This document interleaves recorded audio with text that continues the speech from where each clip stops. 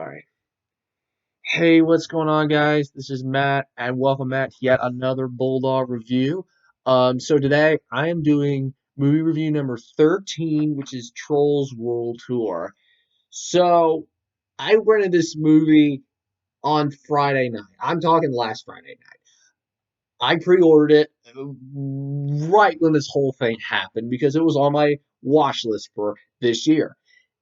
And I was a big fan of the first original movie because, it was a cute movie. It was fun. The story was very generic, but they had a lot of fun with it. I could see it.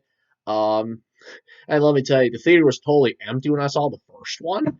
I think there was only like 4 or 5 people in the theater with me when I saw it. So, the first one, I guess. So, um, I know it's kind of interesting. So now, with the whole thing going around, as Game Grumps call no, that'd be copyright. Let me say this: with the whole thing going around, movie theaters are starting to close down, and everything is starting to become one big giant junk pile. What I'm trying to say is that we are starting to lose movie theaters, maybe small businesses due to this whole thing happening. But don't worry, lead the camera. There we go. That's much better. So the thing about it is that this is a time where new experimentation is starting to come in. We're getting this new experiment with Trolls World Tour to see would streaming work in the houses, and it looks like it has. Um, I clearly wanted to show like this a little bit of a chart about the movie's success. I think last I heard from a good friend of mine who works over at who is a fantasy movie leaguer like myself, the movie's made over $1.8 million just by streaming altogether. So it looks like it has proven to be successful, but really, in a sense, I don't see this being a huge impact. And it looks like Disney is trying to follow what um, Trolls has done and put all their streaming movies on their Disney Plus service. And I am hearing rumors about Mulan and I believe Soul going to Disney Plus. But Mulan has already gotten its release date of July 24th.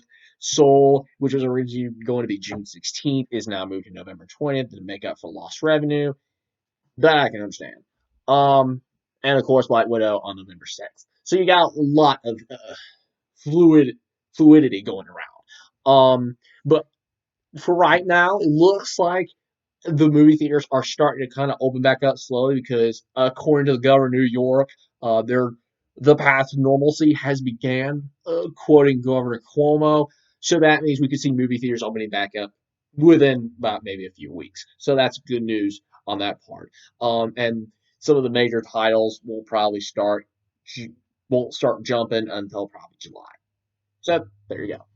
Okay, so enough of my rambling about this whole situation. Let's get on to the movie, Trolls World Tour. So, what did I think? Is it worth the $20? It's depending on your situation. So, if you like a family, if you have like a big family of maybe 5 or 6 kids and or 5 or 6 people, including your kids, maybe yes. But if it's just you, then probably you'll see. But I rented it for myself, and I'm like, I want to see this just to see what it looks like, and it was good. Compared to the first movie, Trolls World Tour actually has surprisingly a much better storyline than the first one did. Considering the first one, it was bland. I'm gonna admit it from the top. The storyline was bland, eh, and then the characters were bouncy, they were all over the place. It was very energetic, fun movie. But maybe not the best in the first one. Now the sequel is like we are going to take this world and we're going to blow it up into like maybe maybe the size of maybe the size of a poster, or the size of that poster right there, pretty big, and it worked. The movie story was really compelling. It had a lot of good plot points with it that really connected. but most importantly, it fed off of that energy of the first one. Now, in terms of the world building in this movie, it is phenomenal.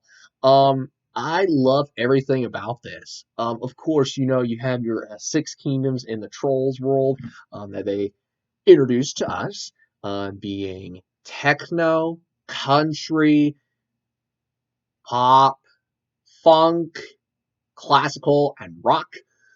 And I was like, all six genres of music coming together. Now this is going to be bonkers. It was really kind of cool to see this diversity happen. You know, the movie, spoilers. If you're not interested in watching these spoilers, then move on a little bit. But in the first half, the first little bit of the movie, you visit the trolls, the techno trolls, and it's just like this underwater world, and it's just like, what? Are you kidding me? This is amazing. And then a few minutes later, you go into the classical world, and you're like, okay. And then the country world is kind of this extended scene. It's pretty unique. I think, you know, the animation in that world is very good, very pleasing. The funk world is very hyper, it's fun, and then you get to this rock and roll world where it's like very, very loud and booming. It's got all these emotions to it, and it's just the tight emotions when you put them all together. It's just like boom, there you go, pretty cool. Of course, you know you have the other so-called bounty hunters in this movie. Yeah, bounty hunters. Who knew? You have the Ragaton trolls, and it wasn't expecting that. And then you have the K-pop trolls. Red Velvet did that part, and that was pretty good for a little bit. And then the Yodeling trolls, which that one was a little meh, but overall, there's a lot of great diversity in this movie, and there's really a lot of fun moments where the music can actually come to life in this thing. Now, terms, yeah, so that's the story. Very fun to watch, very compelling, very fun. So the characters. So Poppy and Branch, who are our main heroes in the first movie. In the first movie, they were very energetic. Poppy matched her character extremely well in the first movie, and Branch kind of did the same thing. Now, in this movie, however, Poppy has just kind of dumbed down a little bit. It wasn't as compelling as the first one when we got introduced to Poppy about a few years ago. Yeah, it was kind of that building. It was great, good to see that development, but it kind of lacked a little bit there. And then Branch, no growth at all. It was just basically flatline. But you know, still worth it, I think. Um, and then Biggie, of course, hasn't changed. Mr. Dinkles hasn't changed. Good for them. Also, some of the other trolls in this movie. I mean, there's so much in this thing that really it's surprisingly pretty fun. Kelly Clarkson, who plays a country troll, Delta, that's amazing. And then you got Chris Stapleton, who played as Hickory, who's one of the guys who helps them escape. Very fun, very into his character. And then you have Rachel Bloom, who plays Queen Barb, who's the queen of the rock and roll trolls. Very well done. Very well done. Yet again, that energy was fed off so good and so it was wonderful. I mean, all the characters did great. Um, but of course, you know, Poppy and Branch are the Poppy was the only one I was kind of worried about, and it kind of annoyed me a little bit. Kind of watching it from an animations perspective, kind of annoying, but whatever. Whatever, whatever. That's kind of off the table for now. Okay, so let's talk about the music in this movie. So, if you've watched the first Trolls, I bet some of you have. The first movie really relied on its music. And I have to say, some of the music in the first one was good. They used some songs that were original, and they used some songs that were new. Given the fact that Justin Timberlake's song "Can't Stop the Feeling" has made 1.2 billion views on YouTube at this point, from the first movie, pretty interesting. Now for the sequel, the second one, there's a whole diverse range, and there's a lot of great songs in there. Rocky Like a Hurricane by the Scorpions was in it. Barracuda by Heart was in it. Fun. I like that. Some original songs from Anderson .Paak, Kelly Clarkson, Anna Kendrick, Justin Timberlake. All of these kind of came together in one good shot. And even, I'm not spoiling this, but I'm just saying, there's even a song in the beginning of the movie that combined Girls Just Want to Have Fun by Cyndi Lauper, Good Times by, I think, Earth, Wind, and Fire, and it's called Trolls Just Want to Have Fun. And I think that this is awesome. It's awesome. The music is spectacular in this movie. It was a step up from the first one. Step up. Pretty good. Um, else? Oh, I only got two critical flaws. So, critical flaw number one is I love the energy of it, but it's too much energy. If you could have dumbed it down a little bit to like the first movie where it was a good balance, then you could probably get some good experience out of it. But this one was a lot of hyperactive energy in this movie. And even there was one scene in the movie where it was like the big finale, you know. Queen Bar makes a revelation, Poppy makes a revelation, and then there's this whole song.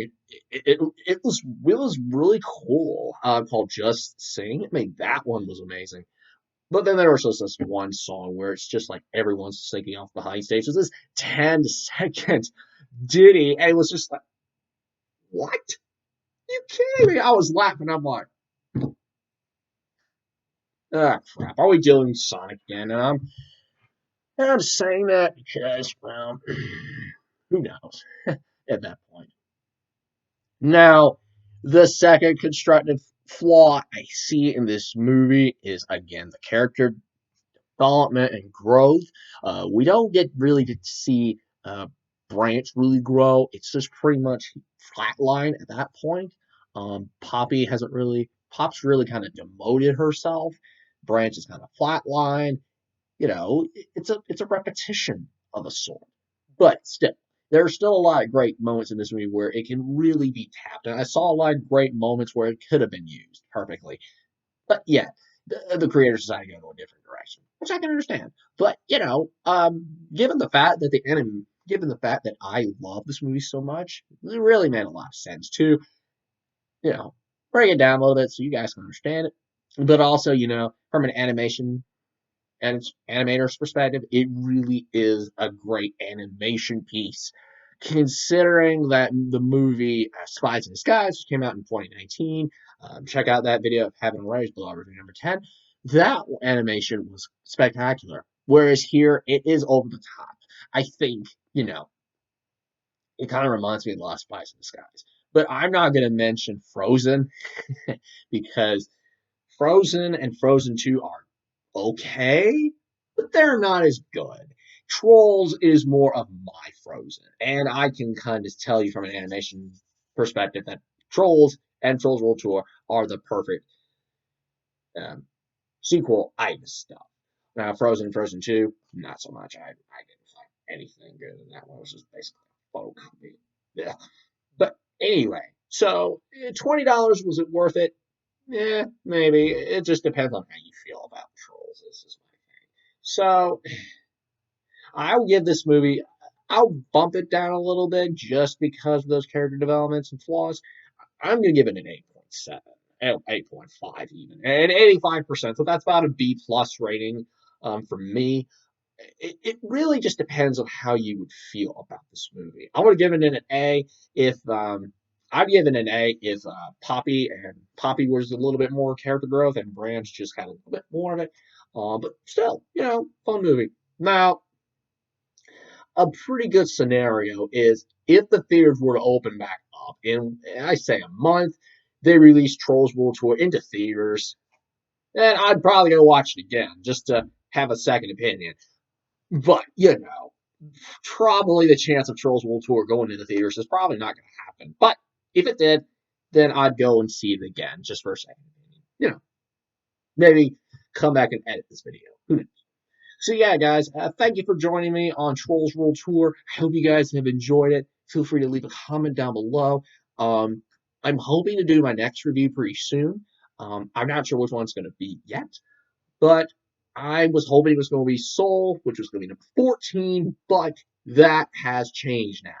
So I am currently looking for my next movie, and I bet you it's going to be Scoob. Scoob comes out, I think, July 3rd or October. I can't remember. But if Scoob comes out in July, then that'll be review number 14.